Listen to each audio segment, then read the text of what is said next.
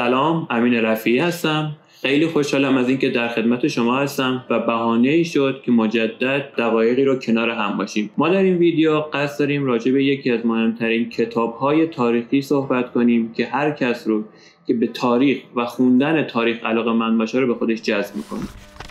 یکی از جذابیت‌های مهم این کتاب متن ساده و روون اونه که حتی افرادی که به تاریخ و خوندنش علاقه‌مند نباشن رو میتونه جذب خودش بکنه. کتاب قهرمانان تاریخ اثر آقای ویل دورانت، اون کتابی که می‌خوایم راجع بهش صحبت کنیم. قبل از اینکه به کتاب بپردازیم، می‌خوام یه مقدار راجع به نویسنده کتاب با هم دیگه صحبت کنیم.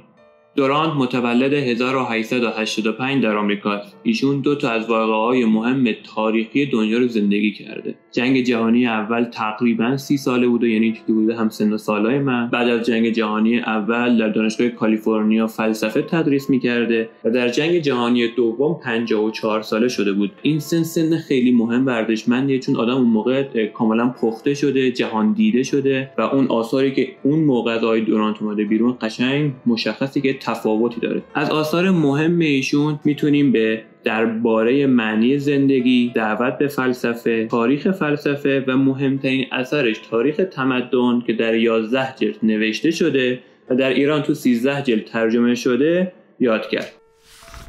دورانت تاریخ تمدن رو در 50 سال نوشت که از این لحاظ کاملا ارزشمند و ستودنیه. تاریخ تمدن و قهرمانان تاریخ که آخرین نوشته آقای دورانت با هم ارتباط معنایی و همبستگی جالبی دارن. آقای ویل دورانت به همراه همسرش آریل به جمع‌آوری و نگاهی کلی به 110 قرن در 11 جلد پرداخته است. ویل دورانت اولین جلد این مجموعه رو در سال 1935 و 4 سال قبل از شروع جنگ جهانی دوم به چاپ رسوند. در زمان چاپ اولین جلد این مجموعه تنها رقیب کتاب و ادبیات تصاویر متحرک سینما و اختراع نوظهور رادیو بود. در سال 1977 بعد از چاپ آخرین جلد از این کتاب تاریخ تمدن، اتل دختر دورانت برای افزایش مخاطبان این اثر ارزشمند با استودیو پارامونت صحبتی کرد، تماس گرفت باشون و پیشنهاد ساختن سریالی از تاریخ تمدن را بیان کرد. با گذشت زمان و پیشرفت سرگرمی‌های مردم، عوام فرصت کافی نداشتن که بشینن کتاب‌های قطور و حجیم رو بخونن و خوندن کتاب بیشتر یک وظیفه ناخوشایندی برای مردم شده بود تا یک لذت. دورانت از ایده دخترش استقبال کرد، اما در ادامه با یک نامه‌ای که برای دخترش میفرسته از این کار کناره‌گیری میکنه. این نامه به اندازه‌ای کامل و گویاست که میخوام خود متن نامه رو براتون بخونم تا با اندیشه‌های ویل دورانت در اون زمان بیشتر آشنا بشیم.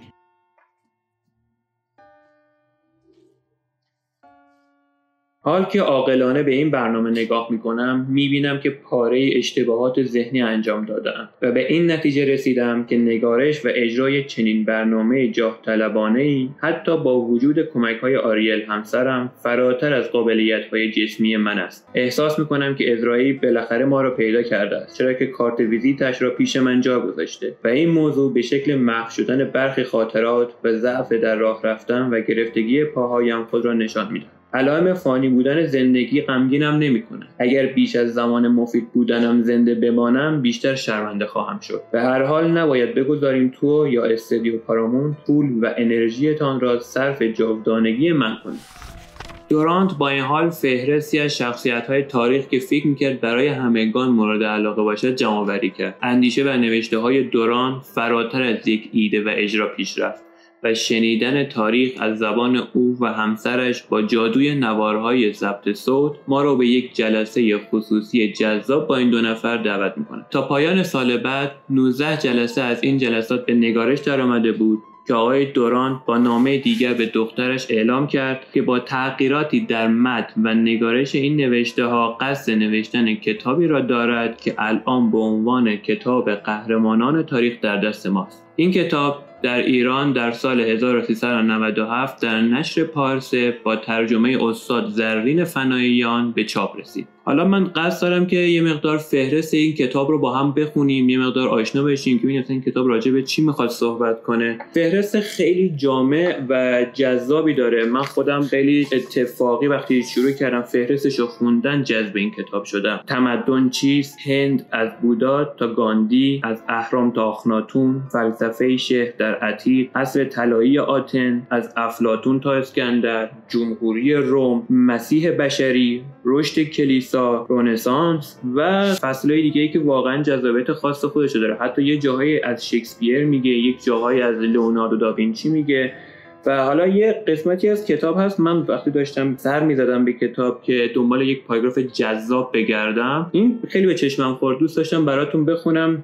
خالی از لطف نیست، حالا یه مقدار از وقتتون رو به ما بدین ممنون میشم. این پاراگراف حالا من براتون میخونم، حالا جذابیتش رو خودتون متوجه میشید. این کتاب مثل یک رمان، یک داستان داره تاریخ رو بیان میکنه. شام آخر و مونالیزا مشهورترین نقاشی‌های دنیا هستند. هر ساعت، هر روز و هر سال پس از دیگری زائران به این سالن غذاخوری که بلند پروازانه ترین نقاشی لئوناردو در آن قرار گرفته بود می آمدند و در آن ساختمان ساده مستطیل شکل فرقه واعظان غذا می‌خوردند. کمی بعد از آن که این هنرمند به میلان رسید، لودویچو از وی خواست شام آخر را برای بزرگترین دیوار این غذاخوری ترسیم کند. لئوناردو 3 سال تمام شبانه روز بر روی این مسئولیت متمرکز بود و کار میکرد، در حالی که دوک و دیگر اعضای فرقه نگران تأخیرش در کار بودند. رئیس صومعه از تنبلی لئوناردو به لودویچو شکوه میکرد و متعجب بود که چرا او ساعتها بی حرکت در مقابل آن دیوار مینشیند. لئوناردو برای دوک توضیح داد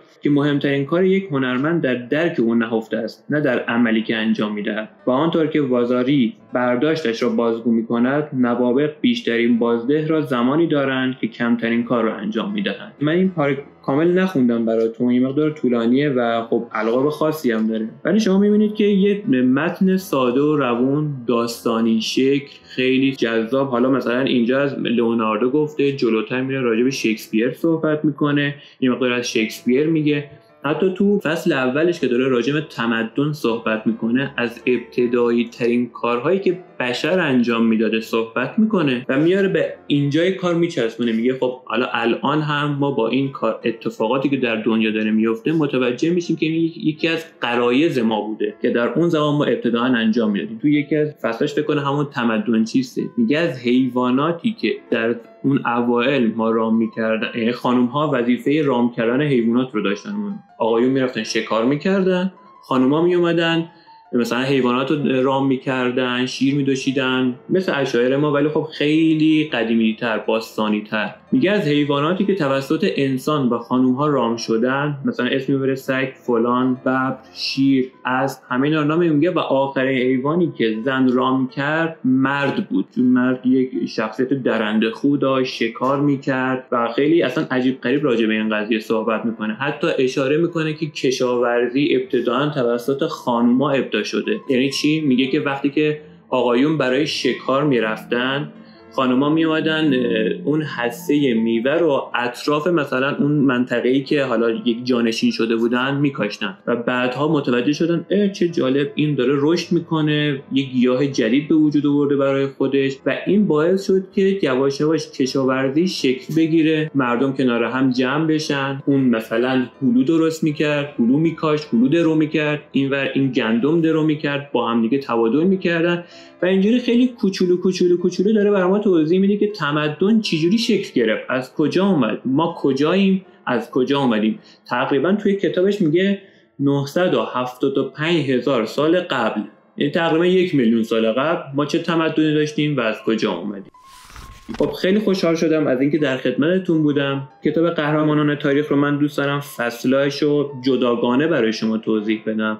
هر فصلش واقعا یک حرف داره. مثلا ما در امپراتوری روم، در مسیح بشری یه مسائلی رو داریم که خیلی جالب، مثلا تو همین بحث تمدن چیست یک چیزایی رو بیان میکنه که هر کسی شاید متوجهش نشه و وقتی میخونی تازه بهش میرسی. ایشالا بتونم در آینده قسمت‌هایی از این کتاب رو، حالا پاراگراف براتون بخونم، با هم دیگه بشینیم صحبت کنیم، نظراتتون رو داشته باشیم. ممنون که وقتتون رو به ما دادین. ما رو توی کانال تلگراممون دنبال کنید، در اینستاگرام ما رو فالو کنید، آدرسش رو براتون میذاریم. میتونید این ویدیو رو داخل کانال تلگرام به صورت کامل مشاهده کنید. خیلی ممنون، وقتتون بخیر.